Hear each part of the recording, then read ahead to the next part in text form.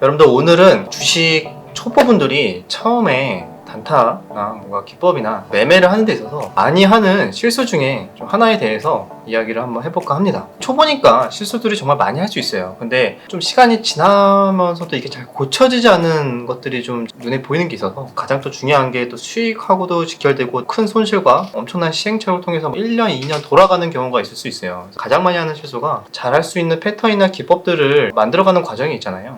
굉장히 좀 시야가 좁다고 해야 될까요? 확률을 좀 과대평가하는 경향이 있습니다. 시장은 생각보다 여러 가지 국면이 있어요. 상승장, 하락장, 그리고 횡보장, 중소형주들이 강한 시장, 대형주가 강한 시장, 투자 심리가 다 다르고 장세의 특징들이 다 다른데 그거에 대한 기본 베이스가 좀 깔고 나서 거기에 따라서도 어떤 식의 특징들이 있고 우리는 어떻게 해야 되고 이렇게 조금 디테일로 좀 들어가서 확률을 좀 구해보는 그런 연습들을 해야 되는데 그냥 최근에 단순하게 이런 패턴으로 내가 수익을 냈어. 충분한 검증이 되지 않았는데 확률이 80% 나온다, 뭐 90%의 확률이다 이렇게 생각하면서 맹신을 하고 또 매매를 하다 보면은 시장 분위기가 조금만 바뀌게 되면 또 그거 다 뱉어내거든요. 이건 아닌가 보다 하고 그냥 버려요. 버려도 안 돼요. 그게 시장 상황마다 이게 잘 먹히는 게 있고 또 시장 상황이 변해서 이게 안 먹히니까 이게 안 먹히는 만큼 잘 수익이 나는 전략들이 있거든요. 상황에 맞게 A를 꺼내 쓰고 B 전략을 꺼내 쓰고 C 전략을 꺼내 쓰고 이렇게 유연하게 활용을 해야 되는데 지금 시장이 A가 잘 먹히는 시장이야. 그럼 A로 막 하다가 시장이 B로 바뀌었어요. 그러면은 A가 틀렸구나. A는 버리자. 새롭게 B를 막 찾아. 시행착오를 겪으면서. B가 또 수익이 나기 시작하니까 이거다 싶어요. 그때쯤에 또 C로 바뀌겠죠? 시장 상황은? C로 바뀌었을 때는 또 B가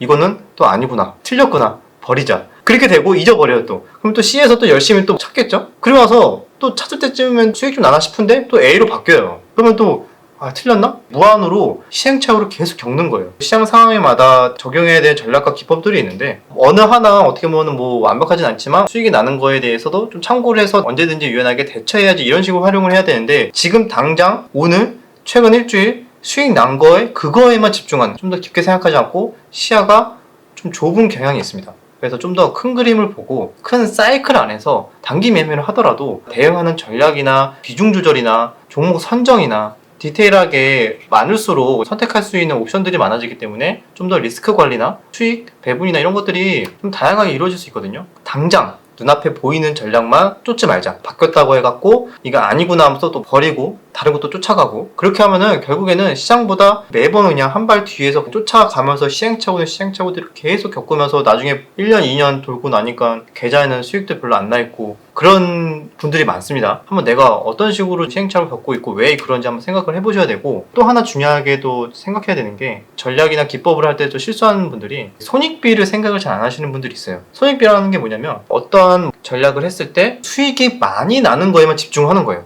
이렇게 하면은 수익률이 하루에 1%에서 3%씩은 매일 먹을 수 있겠다 이렇게 생각을 하는 거죠. 근데 손익비에 대한 생각을 안 하면 속임수에 당했거나 틀렸을 때가 있잖아요. 실패했을 때 손실이 엄청나게 커질 수 있는데 그거에 대한 계산 없이 단순하게 이런 패턴이 나왔을 때는 보통 한 3%, 1%는 오르네. 만약에 이게 실패했을 때는 마이너스 5%, 10% 맞을 수 있다고 했을 때 아무리 3번, 4번 성공을 해도 한두 번 실패하면은 남는 게 없잖아요. 그래서 이런 거에 대한 생각을 깊게 안 하시는 분들이 많은 것 같아요. 실패했을 때 손절에 대한 기준, 그러니까 손절을 했을 때 얘는 최소 3%, 5%에서 내가 자를 수 있는지 좀 더 길게 가져가도 되는지 이런 거에 대한 손익비를 생각해야 되거든요. 수익을 내는 거는 2, 3% 먹고 나오는데 손절할 때는 5%, 10%씩 하는 분들 있잖아요. 그게 일단 일반적으로 그냥 가장 쉽게 생각했을 때 손익비가 안 맞는 매매다 라고 보시면 돼요. 그러면은 이거를 어떻게 맞춰가야 되냐. 그래서 여기에서 어려운 부분들이 있는데 좀 잘 보셔야 돼요. 손익비가 안 맞는 분들은 이것들을 잘 체크를 하셔야 되는데 어떤 특정 패턴에서 2, 3%는 반등이 나온다는 걸 발견했을 때 중간에 당연히 흔들림이 있을 수 있겠죠. 손익비를 맞추기 위해서 이 마이너스 5%의 손절을 하면 또 손익비가 안 맞죠. 이미 목표 수익률이 2, 3%밖에 안 되는데 물론 압도적으로 뭐 수익률이 80%, 90% 나온다면 모를까 바로바로 대응이 되는 것도 뭐 아닐 뿐더러 그러면은 손절을 좀 더 타이트하게 해야겠네 라고 이제 생각을 하실 수 있어요. 손익비를 맞추라 그랬으니까 마이너스 5%의 손절을 하면 안 되고 아예 목표 수익률이 3%니까 3% 또는 2%뭐 이렇게 좀 타이트하게 잡아보자. 그러면은 수익 날 때 3%, 손절할 때 3%, 10번 중에 뭐 6, 7번 성공하면은 수익이네. 이런 식으로 접근할 수 있습니다. 그런데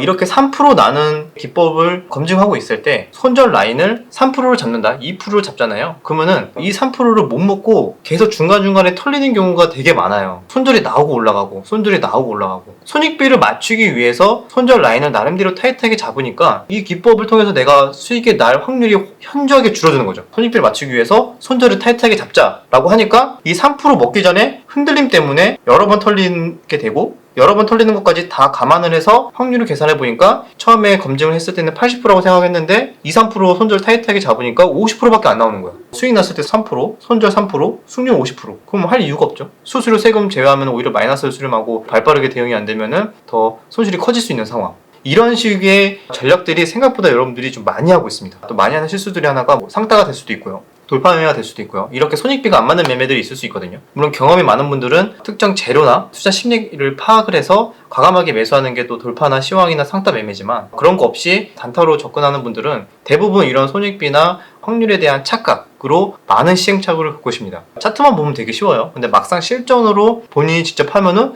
내가 차트 보면서 분석을 했을 때는 확률이 되게 좋게 나왔는데 막상 해보니까 이게 먹을 때도 있지만 잃을 때도 비슷한 것 같고 더 많이 뱉어내니까 손익비도 안 맞고 너무 어렵네, 그런 식으로 많이 느끼실 거예요. 거기에서도 여러분들이 실수하시는 편향들이 있어요. 만약에 매매를 하잖아요. 어떤 기법이든 간에 과거의 차트나 패턴을 분석하면서 그 확률이 좋다라고 생각하기까지 과정이 이미 옳은 것만 가지고 보고 있는 거야. 주가가 이미 한창 올라가고 있고 한창 강한 종목들만 가지고 패턴을 보면서 이런 패턴이니까 올라가네, 이런 패턴이니까 올라가네, 올라가는 녀석들만 가지고 30개를 분석을 해가지고 그 중에 25번이 올랐다고 해가지고 수익률이 뭐 말도 안 되게 좋다, 8, 90%가 나온다, 이렇게 생각하는 게 말이 안 되죠. 그냥 랜덤으로 찍어야 돼요. 랜덤으로 찍어서 비슷한 패턴을 찾아내서 길게 봤을 때 횡보하는 종목, 그 다음에 하락하는 종목, 상승하는 종목 랜덤으로 다 해서 그거를 검증을 해야 되는데 최근에 강했던 종목이 당연히 머릿속에 남아있잖아요. 그런 종목들만 검색을 하면서 이 자리가 맞는지 이런 것만 보고 있으면은 확률을 구하는 데 있어서 당연히 한쪽으로 편향이 생길 수밖에 없습니다. 그래서 샘플 자체가 이미 잘못된 걸 가지고 나는 검증했다고 착각을 하고 거기에서 매매를 하고 매매를 했는데 생각보다 손익비가 안 맞아서 손절 라인을 또 수정해보고 그러니까 또 확률이 안 나오네, 종목이 안 나오네,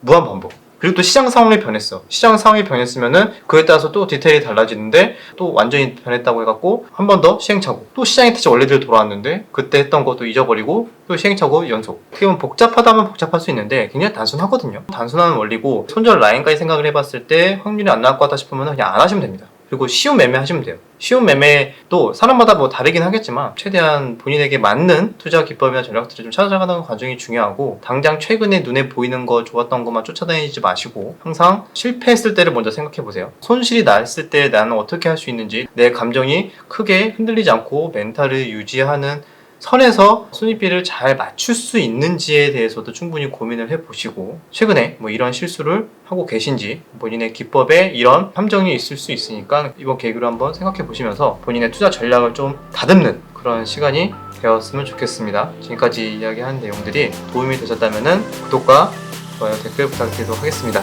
다음 영상에서 뵙겠습니다.